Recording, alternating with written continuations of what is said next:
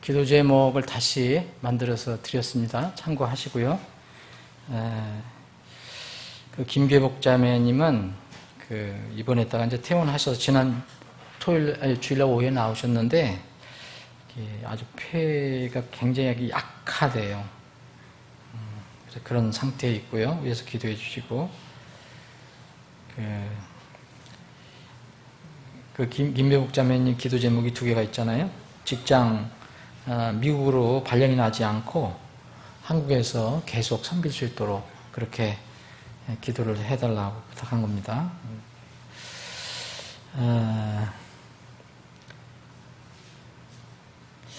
그리고 여기 우리 기도할 게 많이 있는데 유시현 형제가 이렇게 마음이 급하게 이렇게 기도하는 거 여러분들 아시는 분은 아실 겁니다. 아들이 지금 아들하고 여자 친구가 있는데 이제 약혼 사이인가 봐요. 근데 유시현 형제가 이 아들이 미국으로 유학하기 전에 어떻게 확실하게 이렇게 신앙생활을 하고 우리 교회 와서 신앙생활을 하고 갈 수 있게 되기를 이렇게 아주 급한 마음으로 다급한 마음으로 지금 기도하고 있어요. 그래서 저한테 부탁을 하고 여러분들도 생각나실 때마다 그렇게 기도해 주시기 바랍니다. 그리고 조정인 자매 우리 치료 건강을 위해서 이렇게 우리가 기도하는데 조정인 자매 김주희 양, 치진환 형제, 송기 형제, 최헌정 자매 이렇게 기도하는데 조정인 자매는 여러분들 아시겠죠? 폐섬유화증으로 지금 굉장히 치료하기 어려운 것을 치료하고 있는데 내일 이렇게 올라올 것 같아요. 모임에 참석할 것 같은데 여기도 조정인 자매는 마음이 교회에 와 있어요. 그래서 매년 그렇지만 이번에도 농사 지은 쌀을 이렇게 또 보내왔어요. 그래서 쌀은 거의 이제 이렇게 어느 가정이 이렇게 헌신하고 또 조정인 자매도 보내고 그래서 우리가 잘 먹고 있는데 내일 이렇게 격려해 주시고 함께 기도해 주셨으면 좋겠습니다. 제가 이거 기도하면서 잠깐 생각난 건데 내일을 위해서 여러분들 특별히 기도해 주시기 바랍니다. 우리가 이번에 찬양대 발표회를 우리가 포커스를 맞추고 있지만 사실 발표하는 거 우리가 찬양을 듣는 걸로만 끝나면 우리가 잠깐 즐거울지 모르지만은 그게 주님께 기뻐하시는 일은 아닐 겁니다. 하나님께 영광을 돌리는 찬양을 통해 영광을 돌리는 건 좋지만 내일 아무것도 모르는 불신 그러니까 믿음이 없는 가정들이 올 거예요. 얼마나 올지 모르지만 전혀 교회도 안 나간 사람도 만약 오게 되면 올 건데 여러분 그래서 기도가 필요합니다. 전 지금 기도하면서 그런 생각이 났어요. 우리가 내일 즐겁게 찬양을 하지만 그걸로 끝나면 안 된다는 거죠. 1년 전에 우리 모임, 이 25일 모임을 통해서 여러분 석진호 형제님이 그 기회를 통해서 그 다음에 구원받은 거 여러분 아시죠? 25일에 처음 와서. 그래서 내일도 어떻게 초청받은 사람이 다 올지 안 올지 모르지만 그분들의 구원을 위해서 여러분들이 기도를 하셔야 될 겁니다. 그거 아니면은 우리가 아무리 입을 열어 찬양해도 큰 의미가 없지 않나 생각합니다. 그래서 또 내일 메시지는 짧습니다. 이제 두 파트로 나눠서 하는데 한 10분에서 15분. 마지막 마무리 할 때 한 15분 정도. 그러니까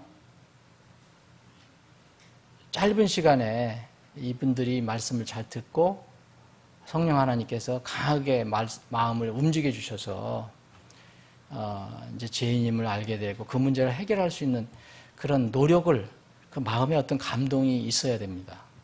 그래서 찬양도 우리가 열심히 하지만 여러분 계속 그걸 기도하는 마음으로 분명히 내일 불신자들이 올 겁니다. 불신자들이 안 오면 내가 딱 봐서 안 오면 제가 말씀을 조절할 수 있어요. 그러니까 그거 제일 중요합니다. 이제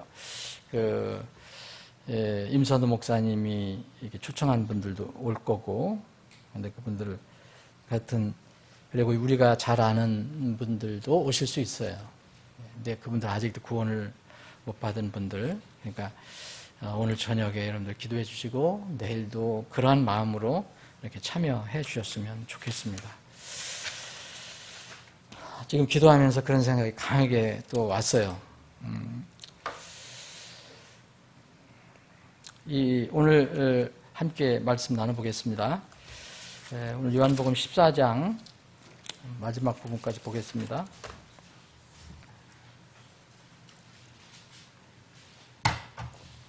진짜 이렇게 서 있으니까 좀 이상하네요. 그죠?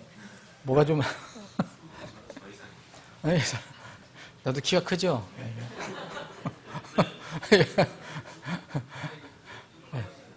커 보이죠? 네.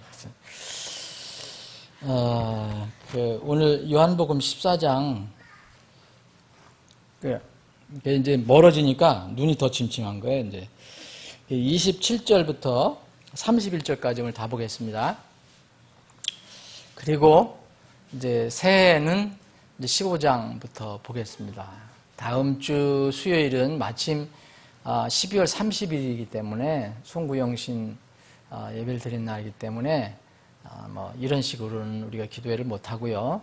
8시부터 11시 반까지는 성도 교제 해야 되는데, 참 그 임승환 형제님하고 저기 늘 그런 것처럼 최진환 형제님이 책임지시고, 책임지라는 건 좀 무서운 얘기지만 책임지시고 성도 교제 좀 우리 성도들을 좀 즐겁게 하는 어떤 프로그램을 좀 만들어 보세요. 서로 사랑을 교제하고 할 수 있는.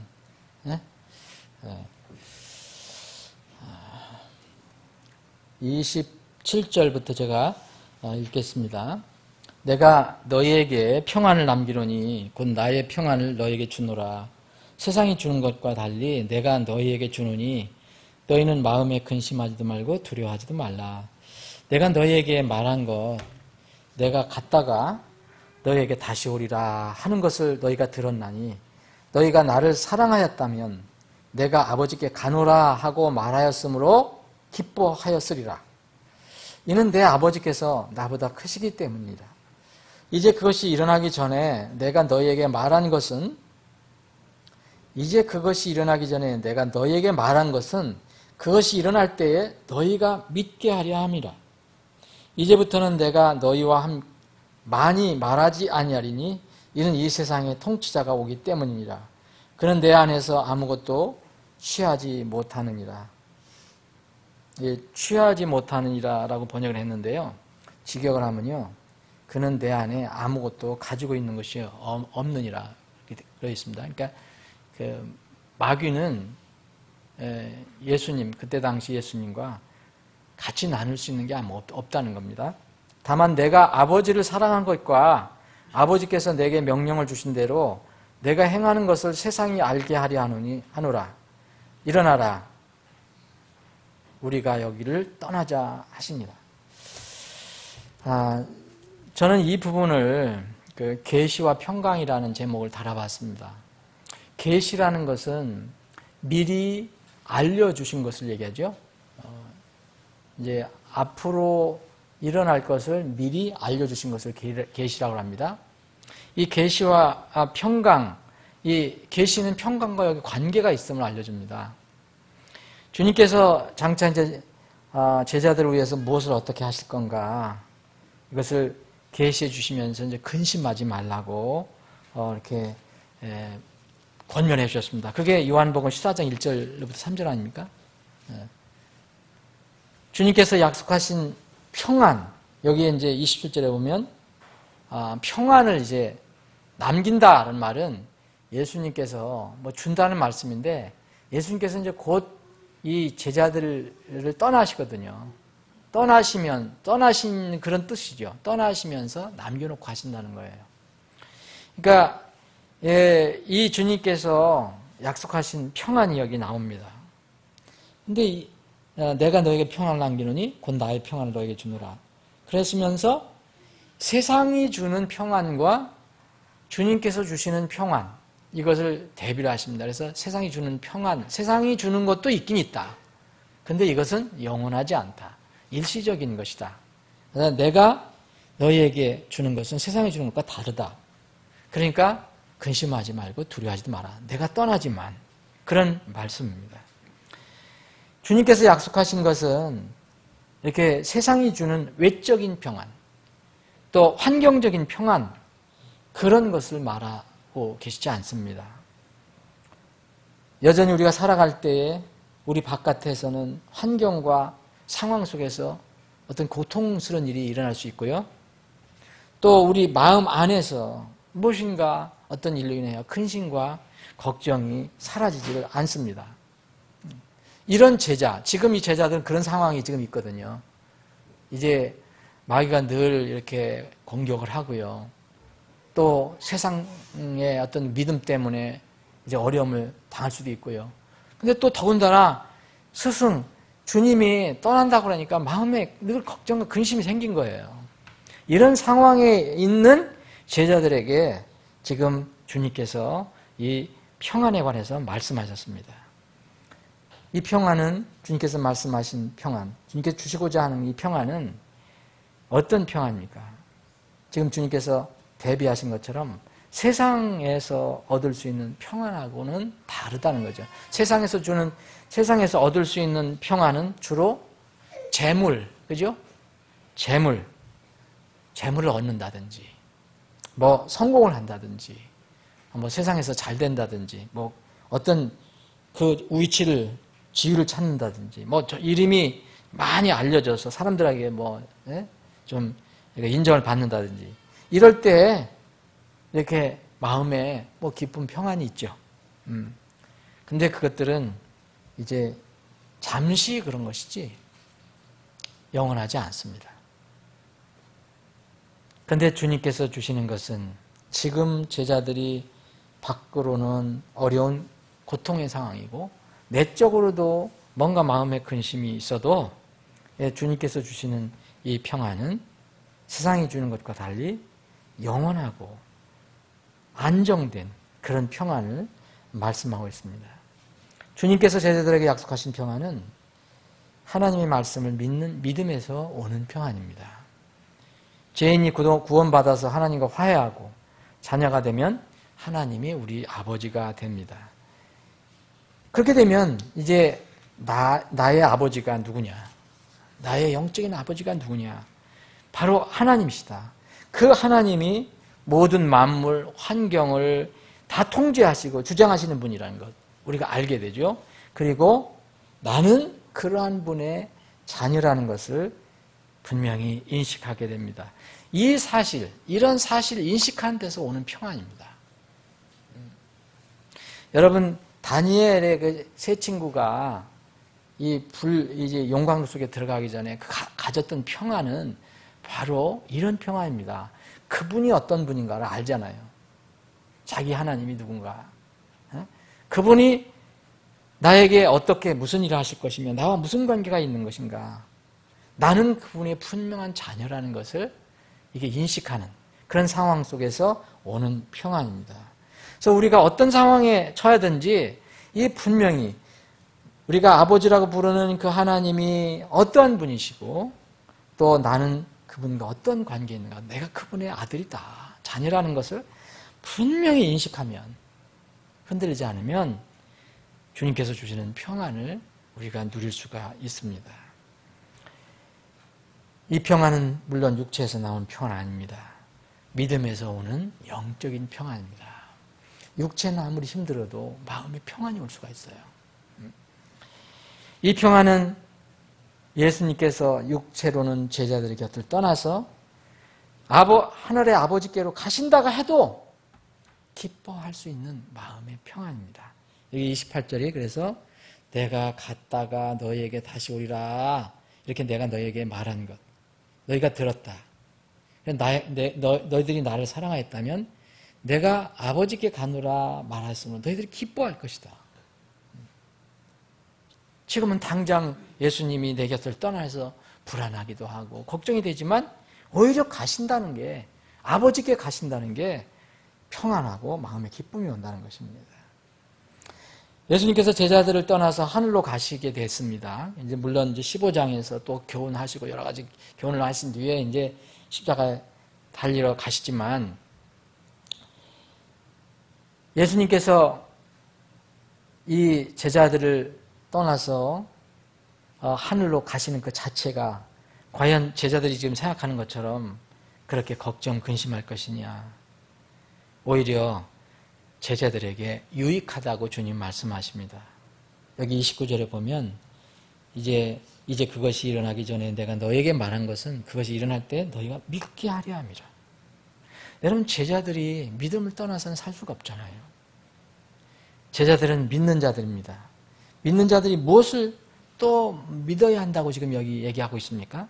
이미 믿어서 구원받은 사람인데 아직 제자들은 예수님 말씀을 수차례 들었지만 예수님 십자가에 죽으시고 부활하시는 것에 관해서는 어슴푸레합니다. 지금 확신하지 못하고 있습니다. 자신들의 스승인 예수님께서 이제 죽으시고 부활하신 뒤에 세워질 구원의 복음이 이제 이 제자들 통해서 땅끝까지 이제 퍼져야 한다는 것, 지금 실감하지 못하고 있습니다. 믿지 못하고 있습니다. 그래서 이미 이들은 구원받은 제자들이지만 예수님께서 로마 병사에 잡혀서 십자가에 죽으시는 것을 볼 때에 주님께서 죽으시고 영영 제자들을 떠나가신 것이 아니라 다시 오신다는 것을 이제 믿게 됩니다. 그래서 주님께서 미리 말씀해 주셨다고 했습니다. 그때가 되면 너희들이 믿게 함이라. 그래서 미리 계시를 해주셨습니다. 미리 알려주셨습니다. 복음에 관한 주님의 계시 그리고 예언이 이루어져야 그 제자들의 믿음은 완성이 됩니다. 그리고 그들은 하나님 말씀의 대언자가 되어서 그리고 복음 선포자가 되어서 주님께서 맡겨주신 역할을 이제 본격적으로 감당하게 됩니다. 당시 제자들에게는 다시 말씀드리면 존경하는 스승이 죽고 떠나는 것 정말 슬픈 일이었어요. 그런데 그것이 그들에게는 주님 말씀에 의하면 영적으로 더 유익했다고 말씀하십니다. 그러한 것처럼 우리 현대 그리스도인들도 우리가 이 땅을 살아갈 때 크고 작은 역경과 고난은 우리를 이제 휩싸일 때가 있습니다. 근데 그 고난과 역경, 어려움은 반드시 나쁜 일만은 아닙니다. 때로는 그것이 성도들에게 유익한 것이 될 수 있습니다. 여기에 미리 알려주는 하나님 말씀의 계시의 중요성이 있습니다. 우리는 이것을 미리 다 들었습니다. 성경을 통해서 알고 있습니다. 미리 다 알려주셨기 때문에 우리가 이 땅에서 본향을 향해서 순례자의 길을 갈 때에 우리가 경험할 수 있는, 맞닥뜨릴 수 있는 갖가지 어려움과 고통을 어떻게 이겨야 하는가, 어떻게 이길 수 있는가. 내일 우리 찬양도 하지만 그런 찬양이 있습니다. 본향을 향하여 이런 말이 있는데 이 세상 지나는 동안 괴로움이 심하나 괴로움이 심히 심하나 그 괴로움이 인하여 천국 보이고라는 가사가 있습니다. 이런 예수님 안에서 이 세상에서 이렇게 어려움을 겪거나 괴로움을 당할 때 그게 아무리 심해도 그 괴로움 때문에 우리 영적인 눈은 더 천국을 바라보게 됩니다. 이러한 찬양처럼 거짓말 하시지 않는 주님께서 미리 약속해 주신 소망의 말씀을 우리는 성경을 통해서 다 갖고 있습니다.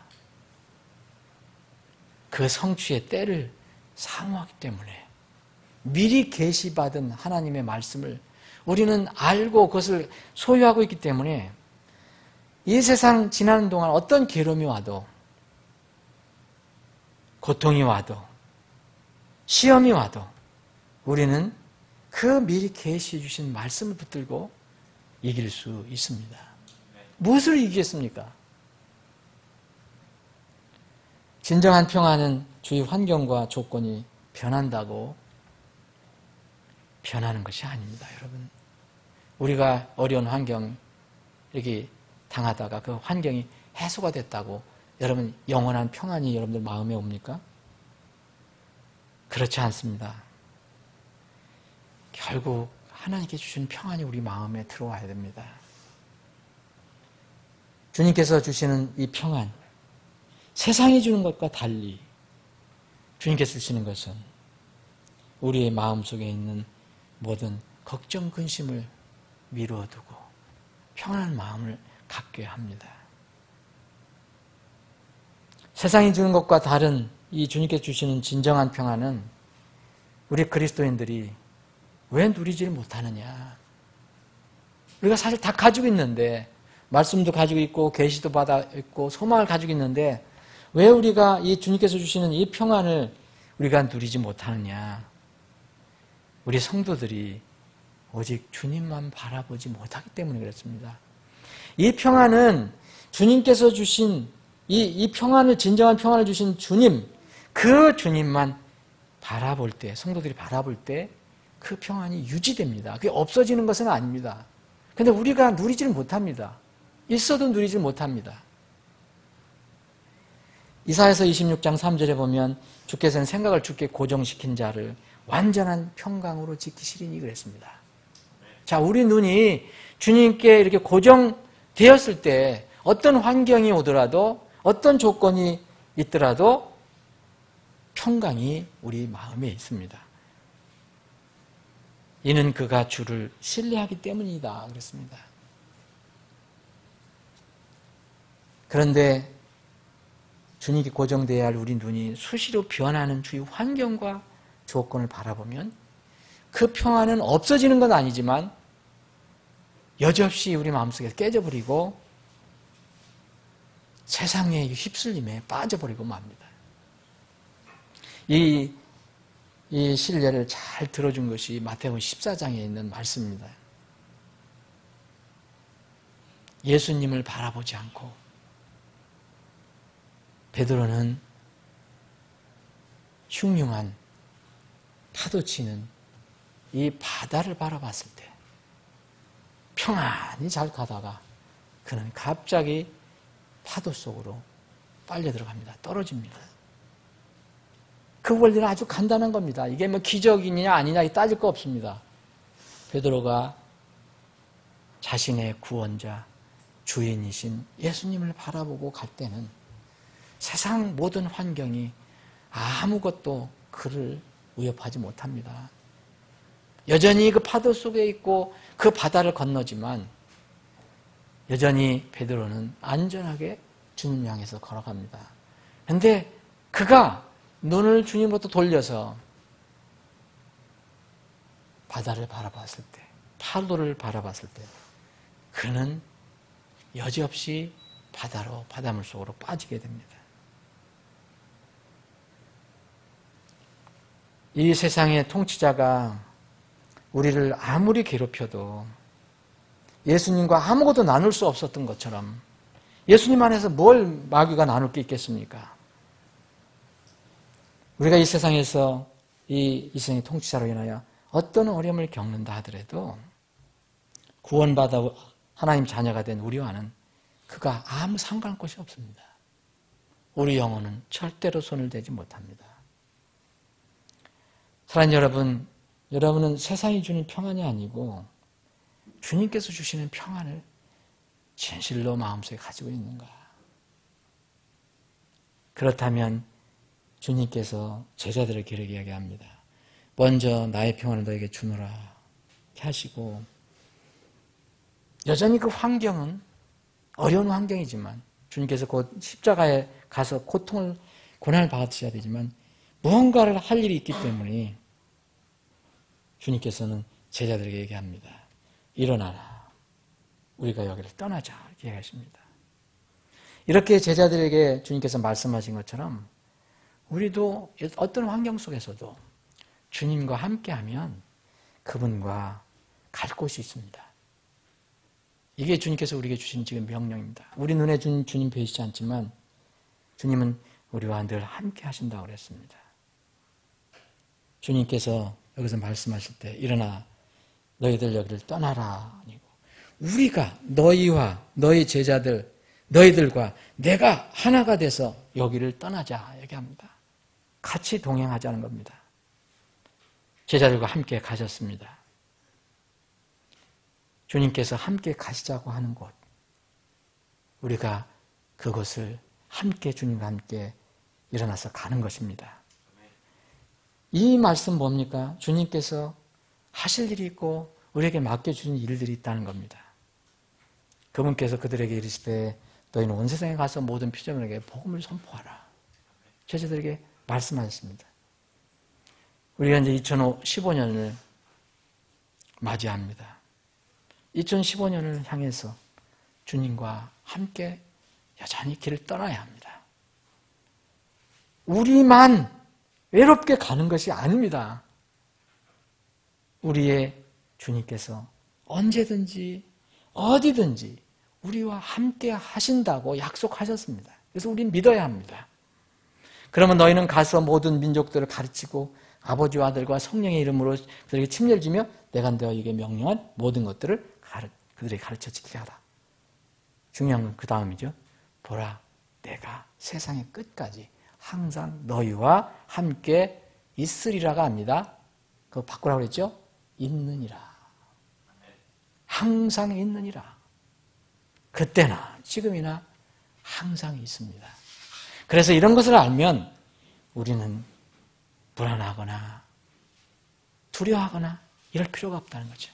세상에 어떤 파도가 밀려와도 그리스도 안에 있고 주님을 향해서 우리 눈을 고정시키기만 하면 그분께서 우리와 함께 하시는 것을 알게 되고 그 인식을 통해서 그 믿음을 통해서 우리는 주님께서 주시는 그 평안을 넉넉히 누리며 살아갈 수 있습니다.